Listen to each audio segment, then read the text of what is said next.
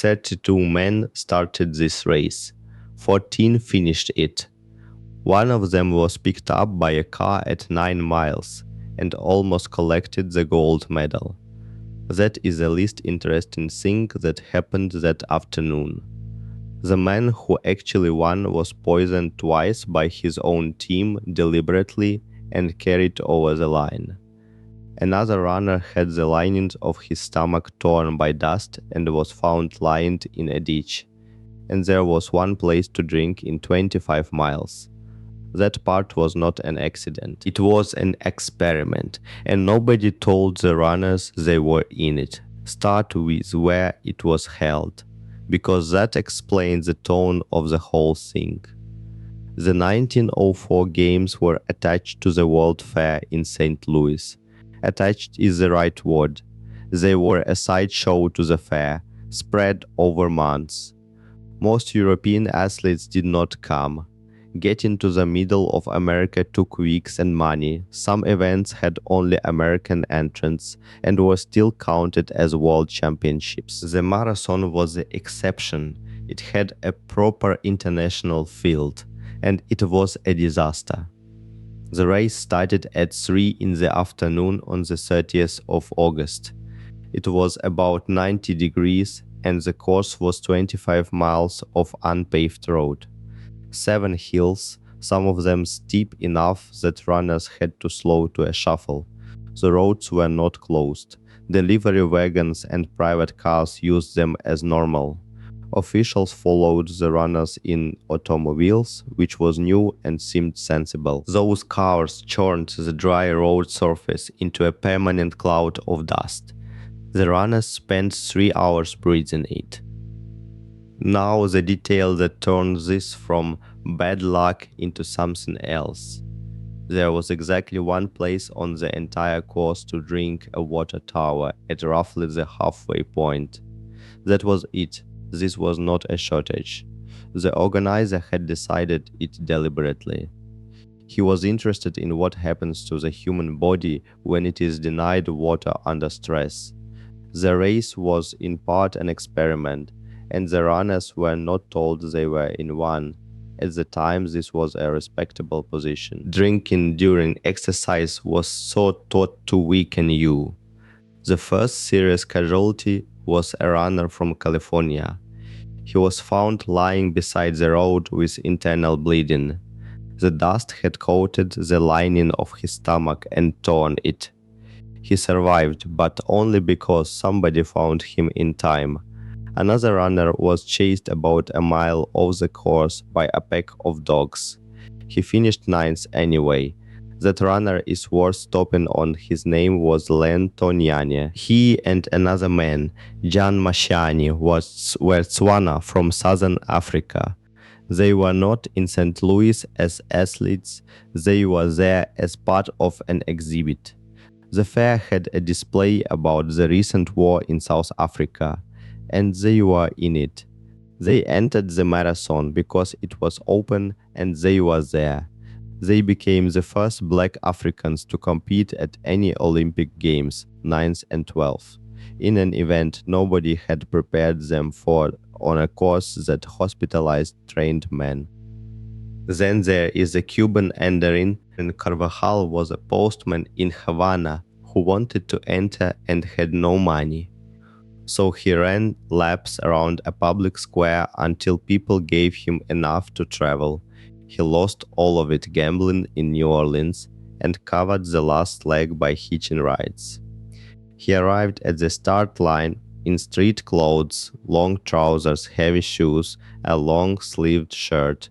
Another competitor cut his trouser legs off at the knee with a pair of scissors. Then he ran 25 miles in the remains of his own clothes. He also had not eaten in about 40 hours. Partway through, he stopped to talk to spectators at the roadside in his limited English. Then he found an orchard and helped himself to apples. They were green, he got severe stomach cramps and had to lie down. So he took a nap by the side of the road in the middle of an Olympic final. He got up, kept going, and finished fourth. Now, the part everybody knows, which is genuinely the least remarkable. Fred Laws from New York got cramp at about 9 miles and stopped. A passing car picked him up and he rode along waving at runners. He passed 11 miles later. The car broke down. He got out, felt better, and ran the rest. He entered the stadium first, to enormous cheering, and posed for photograph. The president's daughter was about to hand him the medal when officials realized what had happened. He said it had been a joke. He was banned for life, and the ban lasted about a year. The man who actually won was Thomas Hicks, an American who made brass fittings for a living. At about 7 miles from the finish, he asked his handlers for water, and they refused. They sponged his mouth with warm distilled water instead and gave him something else, a dose of strychnine sulfate mixed into egg white. Strychnine in small quantities was a recognized stimulant. In slightly larger ones, it is rat poison. Few miles later, when he began to slow again, they gave him a second dose with brandy. None of this was cheating. It was the medical advice of the period applied competently. The last 2 miles are described the same way in every account. Hicks stopped being able to see properly. He believed the finish was still 20 miles away. His legs kept moving, but the men beside him were holding him upright. Over the final stretch, he was effectively carried, with his feet still going through the motion. His time was 3 hours and 28 minutes. It is still the slowest winning time in Olympic history. He had lost 10 pounds during the race. Doctors treated him for hours afterwards. He never entered another race. It is easy to file all this under the past being ridiculous. But look at what actually caused each disaster. One by one, the dust came from cars that officials chose to drive alongside the runners. The collapses came from a water policy that was decided on purpose. The poisoning came from a doctor doing exactly what the medicine of the day recommended. None of it was a mistake in the ordinary sense. Every part was somebody following the best practice available. The rules changed afterwards. Slowly and one at a time, courses had to be closed to traffic. Aid stations became compulsory. Drinking during a race stopped being seen as weakness, though that took decades. Stimulants were not banned for another 60 years, because nobody yet thought of them as cheating.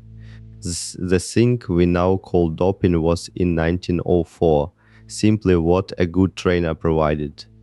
The race is remembered for the man in the car, because that is the part that looks like a joke. The rest of it was not a joke. It was the sport being run exactly as intended. Almost everything filed under strange history turns out to be this: somebody following the rules of the time correctly. That is what this channel does. One story at a time, with the parts that got left out put back in. New one every week or two. Subscribe if you would rather know what was buried than what was published.